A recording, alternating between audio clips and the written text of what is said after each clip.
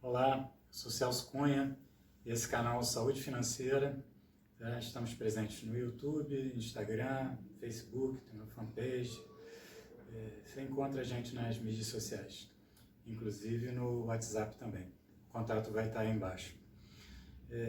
Ultimamente eu venho recebendo muitas perguntas, em relação ao Pronamp, a dificuldade que os empresários estão tendo para conseguir ter acesso àquela linha de crédito anunciada pelo governo de 15,9 bilhões de socorro às micro e pequenas empresas. Qual é o problema? Passou esse projeto de lei, passou pelo Senado, e com 100% de aprovação, e foi para a sanção presidencial. Quando chegando lá, ele mudou um pouco o projeto, que a princípio seria nesse socorro, e mesmo para as empresas negativadas, para as micro e pequenas empresas, mesmo que tivessem negativadas, com os sócios também, com pendências, não importa, seria um socorro com aval do governo para as empresas que se cadastrassem através dos bancos comerciais. Mas o que acontecia? Primeiro demorou um pouco, porque essa liberação dependia da sanção presidencial. E por algum motivo, alguns itens dessa PL foram cortados, foram negados na mesa do presidente. Não existe recurso para todo mundo, então você tem que priorizar. Então, a princípio, os 8 meses de carência foram cortados, já não existia mais carência. Essa questão da negativação do CNPJ ou dos sócios, do CPF dos sócios, também entraria em análise por parte dos bancos. E, apenas 14% dos empresários que buscaram esse auxílio emergencial, esse empréstimo, que na verdade é um empréstimo, que deveria ser pago em 36 vezes, com 8 meses de carência, com juros muito baixos, que seria taxa Selic mais 1,25 ao ano. Isso daí ficaria em torno de 0,4% ao mês. E acabou sendo um imbróglio por alguns motivos. E esse vídeo aqui hoje é para explicar para você o que foi que aconteceu. Não foi só com você, foi com muita gente. Apenas 14% dos empresários que buscaram esse crédito junto à rede bancária, rede comercial bancária, conseguiram. Então, 86%, sendo desses 86%, 58% tiveram negado e o restante está em análise, vai ficar por um bom tempo, Sendo que a ajuda emergencial tinha que ser imediata, Esse momento de pandemia é um momento muito difícil, Está muito difícil não demitir, que seria um dos itens, Você teria que reter o seu quadro de funcionários por 60 dias. Se tivesse que demitir alguém, tinha que contratar outro para o lugar dele, por 60 dias. Então, tudo foi mexido aí. E acaba que muito pouca gente, ou muito poucas empresas, tiveram acesso a esse dinheiro, infelizmente. E por que isso? Por que ocorreu isso? Esse benefício seria para manter, ou reter um pouco o índice de empregabilidade no país. Segurar o índice de desemprego, que já está crescente, está enorme.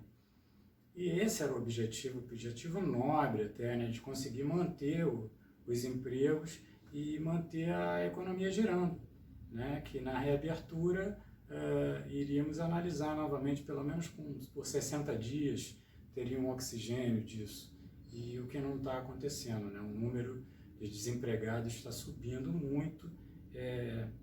A gente fica até surpreso que, se você buscar nas mídias, nas redes e tal, você não tem encontrado os números de desempregados, não está tendo divulgação, encerramento de empresas também. Os últimos números estão valendo, foi que estavam sendo divulgados há um mês atrás ou mais. São 600 mil empresas encerradas, e aí tem uma variação, que a gente não sabe o número exato. Você ouve falar em 2 milhões, que foi o primeiro índice, depois 4 milhões de desempregados, depois 8 milhões de desempregados, a gente não sabe, né? A expectativa não é boa. Mas vamos lá, voltando ao fato, porque você não conseguiu esse empréstimo a título de Pronamp, com todas aquelas vantagens. Porque a rede bancária, ela vive de tomar dinheiro e emprestar dinheiro. A matéria-prima dos bancos é o dinheiro, né? O aluguel de dinheiro. Quando você faz uma aplicação financeira no banco, você vai conseguir aí uma taxa de juros mensal um pouco abaixo de 0,4 ao mês, dependendo do montante, né? E um pouco acima disso também, se você investir em renda fixa, né? Uma caderneta de poupança hoje está dando 0,28, o que é muito pouco. Provavelmente deve perder para a inflação. Então, ter dinheiro na poupança vai dar prejuízo. No final de um ano, do período, a alta dos preços, a inflação, a taxa de inflação, vai superar a rentabilidade. Então, assim, seria interessante? Não. E quando o governo, através da sua política econômica, ele decide derrubar os juros, é para incentivar o consumo. Então, assim, essa é uma das ferramentas que o governo tem para incentivar o consumo, ainda mais num momento como esse de crise. Se houver consumo, vai haver produção por parte das empresas e a roda continua girando, né? Também ele poderia emitir papel. Sim, papel que eu digo seria dinheiro, né? Ele pode ser em títulos e papel moeda, mas as duas formas de criar liquidez no mercado, que isso chama-se liquidez, de injetar mais dinheiro no mercado, ela também gera inflação, porque tem mais pessoas consumindo em cima da fabricação dos mesmos produtos e a produção dos mesmos serviços. Então, tem mais pessoas comprando, é a lei da oferta e da procura, né? Os preços acabam subindo e gera inflação. Então, não é uma equação fácil essa solução. Então, quando você chega no banco e fala assim, existe um Pronamp, foi aprovado e tal, o presidente sancionou, eu gostaria de ter acesso a esse crédito barato, 0,4 ao mês, mais ou menos isso, o que acontece? Você já é cliente daquele banco, né? Cliente em potencial. Se você tiver negativado, tem grande chance que você não venha a quitar aquele empréstimo. Ah, mas o governo seria o avalista daquele empréstimo. Foi falado isso até anteriormente. Mas se você quebrar, o governo sem venda, sem a roda da economia, ele também não está arrecadando. E o governo vive de impostos.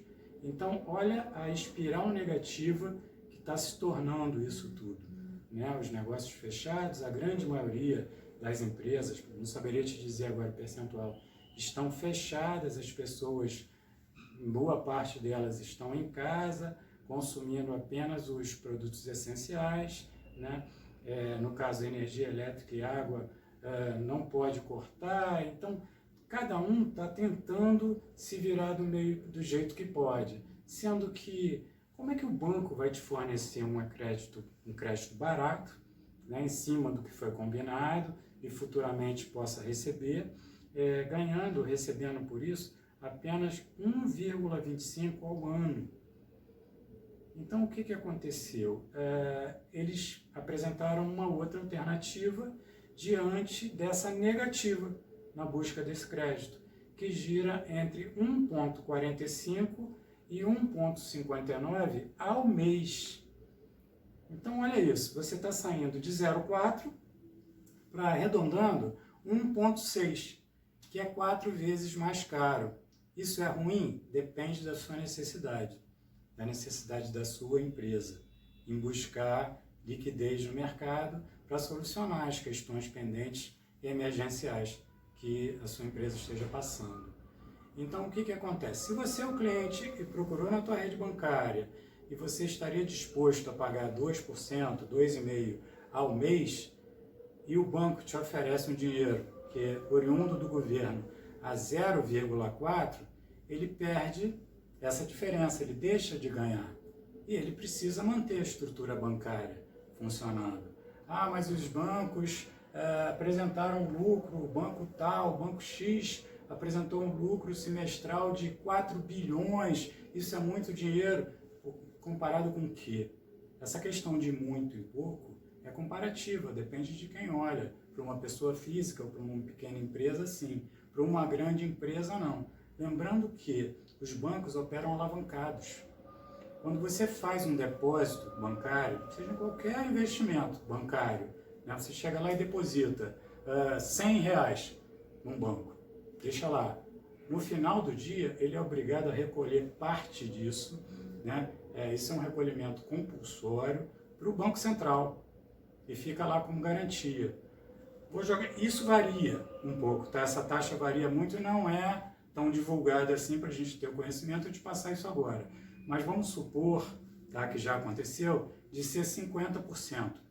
Esse depósito de 50% que entrou ali, ele tem que repassar para o Banco Central, né? Ele coloca isso lá. E os outros 50%, o que ele faz? Ele empresta para quem é tomador do dinheiro.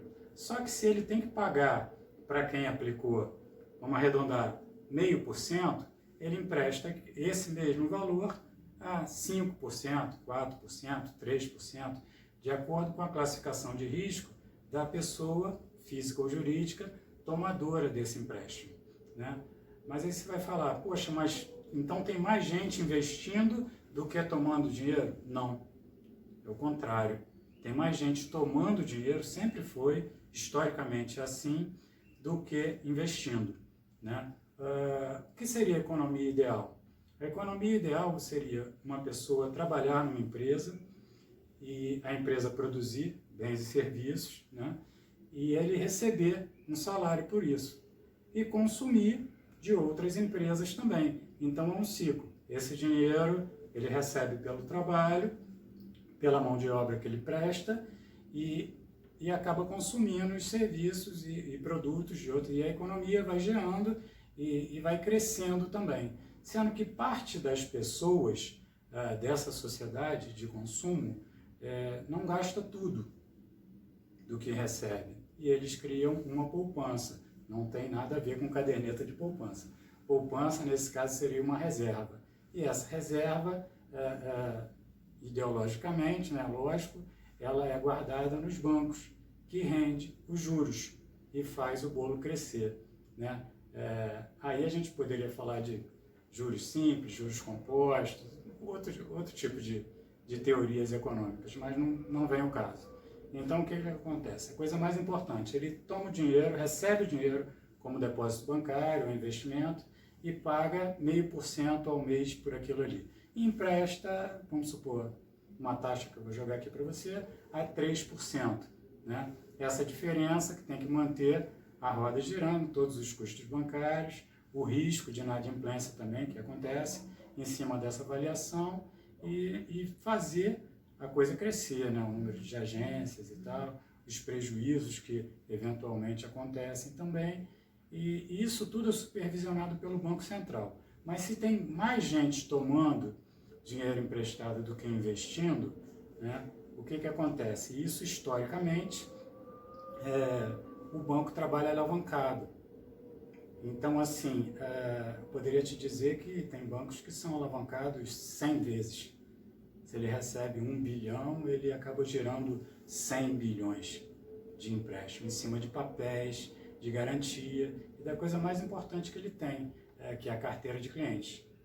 Entendeu? Alguns bancos quebraram, diria vários aqui, prefiro não citar nomes, mas quebram por quê? Pelo boato.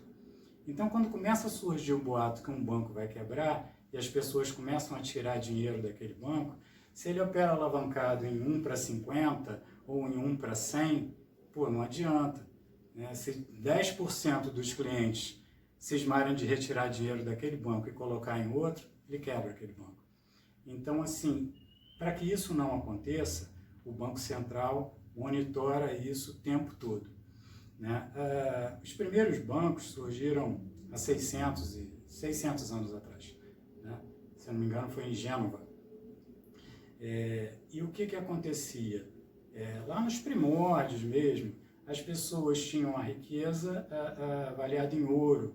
Né? Quem conseguia comprava terras, produzia, criava gado e tal, depois do escambo, né? das trocas e transformava aquilo em ouro.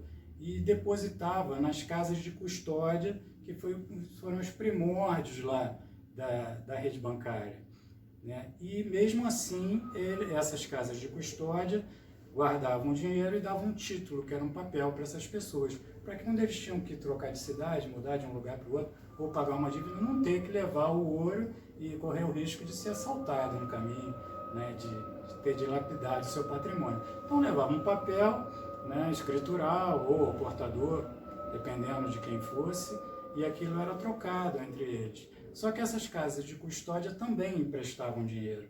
Então ali surgiram as taxas de juros, né? Eu te empresto, mas eu emprestei para fulano, não recebi, se você me pagar um pouco mais, e foi girando e a coisa foi avançando, né? O Brasil tem uma, né, se não a maior rede bancária mais evoluída quase que do planeta, né? Porque nós pegamos períodos até de 2.000% de inflação ao ano, né? Só foi superada pela Alemanha no pós-guerra.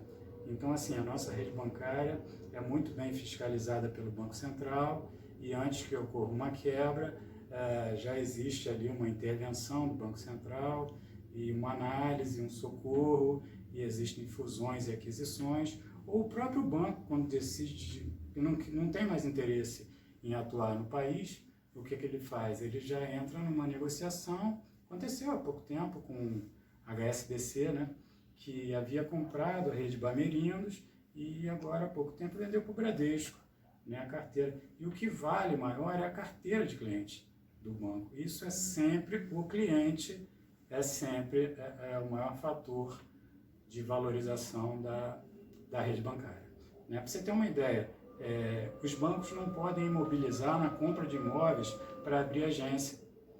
Então, olha o que está envolvido nisso. Porque se ele imobiliza, ele se torna mais fraco. Num momento emergencial, como é que ele transforma esse imóvel em dinheiro, em cash, para poder honrar um compromisso qualquer, né? Isso é muito demorado. Então, ele é obrigado a manter o capital de giro, é obrigado a manter esse compulsório no Banco Central e, de acordo com a política econômica do governo, ela flexibiliza esses valores que ficam ali presos, né, no Banco Central como compulsório, recolhimento compulsório. Quando o governo quer incentivar o consumo, né, isso vai gerar alguma inflação, mas vai manter a economia mais aquecida. Então, o que ele faz? Ele diminui a taxa de juros, mas se você não está ganhando quase nada no banco e estava guardando para comprar um carro daqui a um ano, não vai fazer diferença nenhuma você comprar daqui a um ano ou comprar agora, né? Então, você vai e adquire o bem e começa o dinheiro a girar, né? Uma vez, numa das minhas aulas, eu estava dando um exemplo muito prático, baixo. Então, quando a economia vai bem, está todo mundo bem, você está empregado, está tirando do seu trabalho, sei lá, 10 mil reais por mês, e isso consegue manter as suas contas, isso é um valor referencial, entendeu? Você vai estacionar o carro, aí tem um rapaz ali tomando conta, você vai pagar ali para ele olhar o teu carro, para não ter nenhum problema na rua e tal, vai no show, alguma coisa, no cinema, e tem uma vaga ali, você para, você dá 5 reais pro cara. Aí a tua remuneração caiu, você ficou um tempo desempregado, não consegue recolocação e tal, mas você tem que ir naquele local. Vem alguém tomar conta do teu carro, ao invés de dar 5 reais, você dá 2 reais.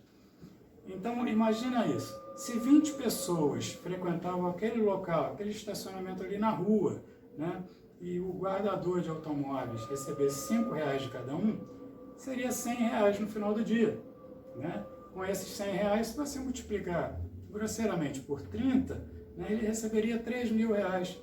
Né? 3 mil reais hoje em dia seria quase que 3 salários mínimos. Então, com essa capacidade de consumo, ele poderia adquirir, o filho dele poderia estudar numa escolinha, ele poderia ter colocar numa escola melhor e tal, e consumir produtos melhores. Então, cada um também tem uma taxa de inflação. Encerrando essa parte, assim, nas bases, por que você não conseguiu? Primeiro, que não havia garantias, né, para a rede bancária, o risco era muito grande, inclusive de oferecer crédito para negativados, né, isso é um risco enorme, com taxas de juros baixíssimas, né, a taxa Selic é a taxa que o governo define de negociação entre bancos, então a rede bancária receberia apenas 1,25 ao ano, se conseguisse receber. Então, não é interessante, né? Mesma coisa que você tem uma indústria e chegam na tua indústria e falam assim, olha, ajuda aí o país agora e está na hora de você parar com tudo e fabricar aí 100 mil máscaras para a gente doar para a população. Você vai falar, poxa, mas na situação que eu me encontro financeira eu não consigo. Pô, mas ajuda aí. Entendeu? Então está colocando em risco a permanência da empresa no mercado. Nada errado. Mas é muito melhor esse banco pegar 5 milhões de reais e fazer uma doação de máscara, de cesta básica, de respiradores e fazer uma doação dentro da capacidade dele, né? E não comprometer todo o monetário, todo o sistema financeiro dele de oferta de crédito em cima de uma possibilidade pouco viável. Tá? Espero ter respondido a maioria das questões e, em particular, teve uma outra pergunta lá no YouTube também, interessante, que um rapaz perguntou o seguinte, eu sou MEI, será que eu vou ter acesso ao Pronamp? Eu falei, olha, muito difícil que você tenha, e eu estou respondendo aqui também. Os bancos não veem com bons olhos os microempreendedores individuais, porque o giro deles é muito baixo, tá? Como CNPJ. Então, assim, eles até acessam, abrem uma conta para você, mas a concessão de crédito tem que ser feita em cima de garantias, né? Garantias de pessoa jurídica, de pessoa física, de patrimônio, de giro no conta corrente, quanto você girou, me traz teu último imposto de renda, e aí a coisa atravanca e quase que não anda. Tá bom? Espero ter respondido. Infelizmente eu sou o arauto da má notícia, mas estamos juntos. Qualquer novidade, vou estar aqui. Eu sou o Celso Cunha, esse canal é o Saúde Financeira. Ok? Vamos falar de dinheiro.